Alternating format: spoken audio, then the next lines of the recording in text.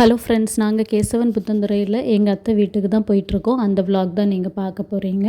இந்த vlog post பண்ண கொஞ்சம் லேட் ஆகிட்டு நாங்கள் இப்போ கேசவன் புத்தந்துறை ரீச் ஆயாச்சு.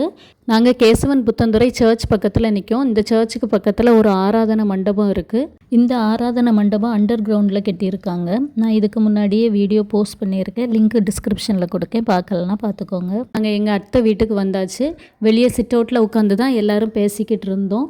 அத்தை எங்களுக்கு டீ எல்லாம் போட்டு கொடுத்தாங்க. அப்புறம் நிறைய ஸ்நாக்ஸ் எல்லாமே கொடுத்தாங்க. ஸ்நாக்ஸ் எல்லாம் சாப்பிட்டுட்டு கொஞ்சம் நேரம் அங்கே உட்காந்து பேசிக்கிட்டு இருந்தோம். நாங்கள் எல்லோரும் அங்கே பேசிக்கிட்டு இருக்கச்சில சின்னவங்க எல்லோரும் தோட்டத்து பக்கத்தில் வந்து நின்று விளையாடிக்கிட்டு இருந்தாங்க. என்ன பண்ணுறாங்கன்னு இங்கே வந்து பார்த்தா ரீல்ஸ் எடுக்கிறதுக்காக மாறி மாறி ஒரே டான்ஸ் ஆடிக்கிட்டும் விளையாடிக்கிட்டும் இருந்தாங்க.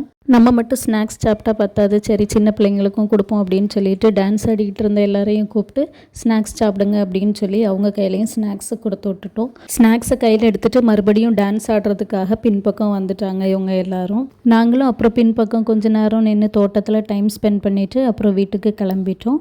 வீட்டுக்கு வந்ததுக்கப்புறம் எங்களுக்கு பீஸா வேணும் அப்படின்னு சொன்னனால 5 கிராமம் பீஸா கிளீனில் இருந்து பீஸா ஆர்டர் பண்ணியிருந்தோம்.